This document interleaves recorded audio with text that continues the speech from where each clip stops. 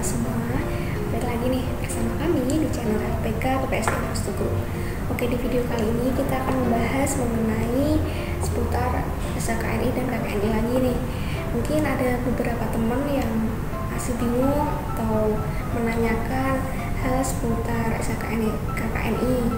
Nah, kenapa sih penting banget atau seberapa penting sih SKKNI dan KKNI ini untuk orang yang memangku jabatan dalam mengelola MSDM. Nah, langsung aja kita dengarkan penjelasan dari Bapak Franes Praduswara selaku praktisi Human Capital.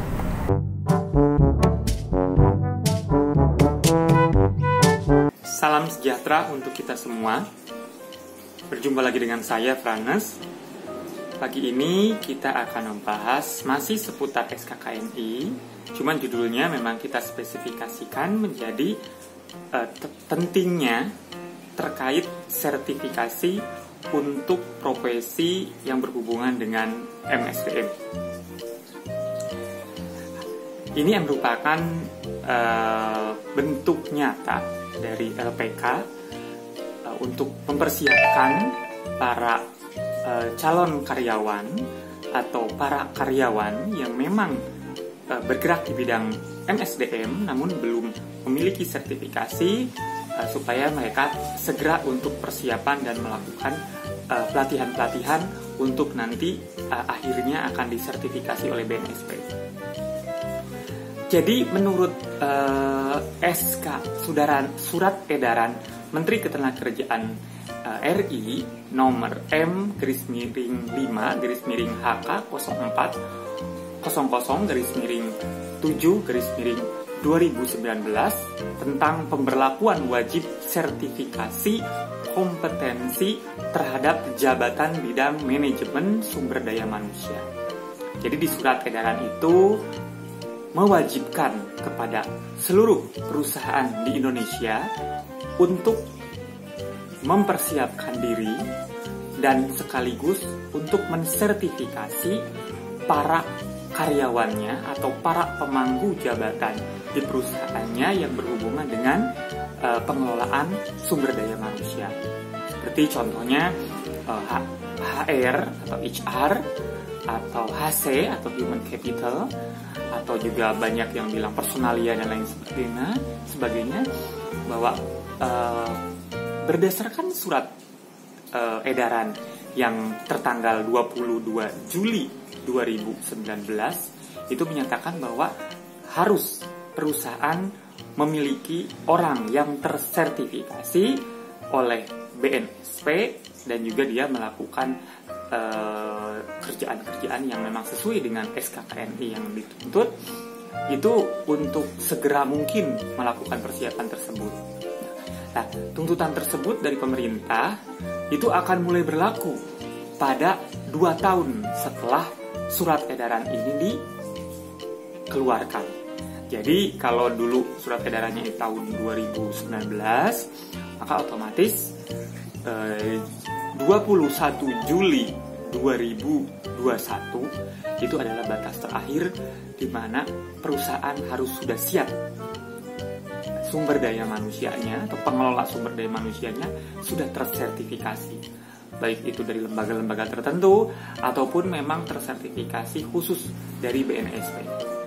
Nah, nanti akan saya tunjukkan contoh-contoh sertifikasi dari BNSP terkait dari pengelolaan MSDM.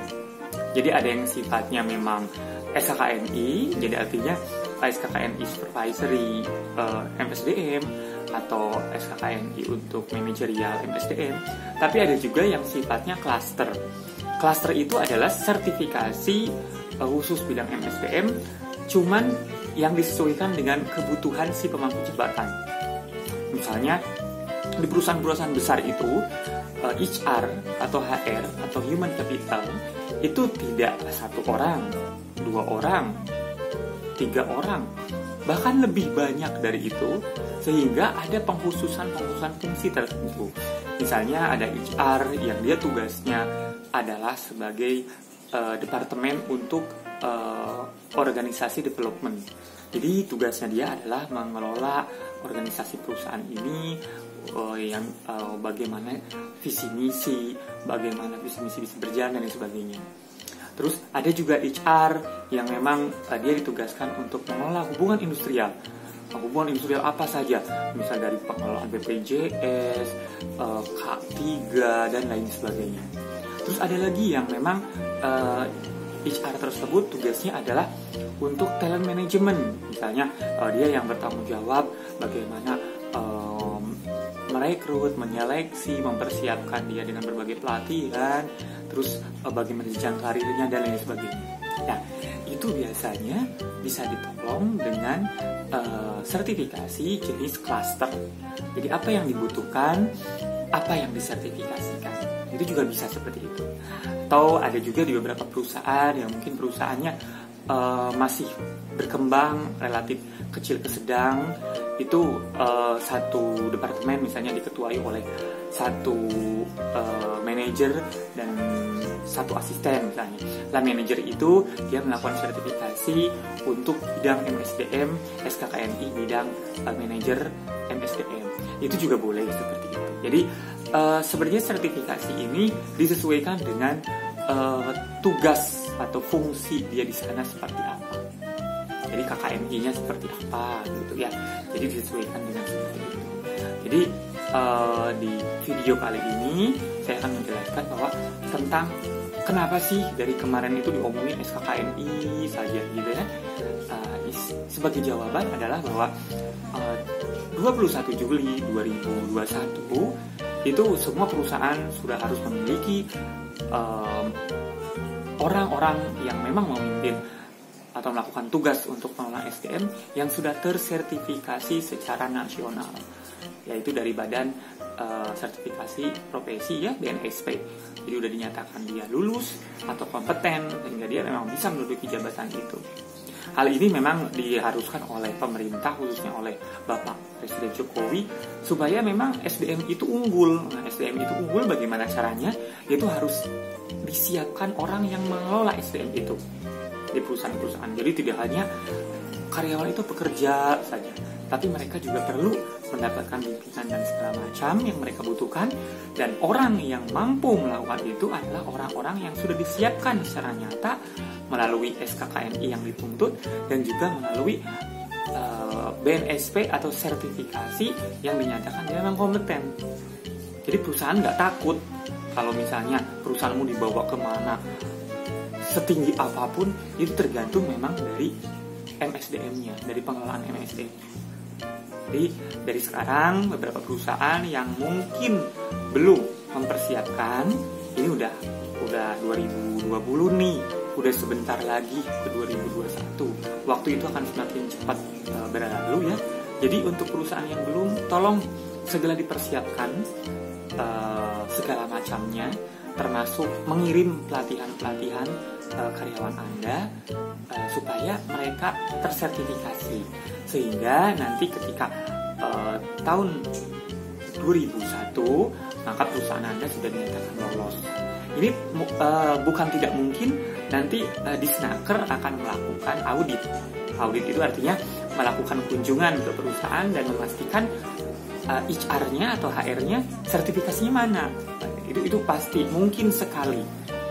Dan kalau pemerintah sudah seperti itu kita harus bisa menunjukkan bahwa karyawan kami memang kompeten dan ini buktinya. Nah, harusnya seperti itu. Jadi memang untuk MSDM sendiri ada sertifikasi atau SKKNI khusus yang memang menangani bidang tersebut, sehingga nanti teman-teman bisa belajar juga bahwa ada SKKNI yang memang terkait hal tersebut. Bagi teman-teman yang berminat untuk mengetahui lebih jauh lagi tentang persiapan apa yang harus kita lakukan untuk menyambut 21 Juli 2021, teman-teman bisa langsung download. Kalau yang belum ya, bisa download itu Keputusan Menteri Tenaga Kerja dan Transmigrasi RI nomor 307 tahun 2014, itu tentang penetapan SKKNI kategori jasa profesional, ilmiah dan teknis golongan pokok kegiatan, kantor pusat, dan konsultasi manajemen bidang manajemen sumber daya manusia. Jadi yang pertama bisa teman-teman download. Nanti di sana itu isinya itu berupa kumpulan dari unit-unit kerja. Jadi di situ nanti teman-teman akan mengetahui bahwa tuntutan dari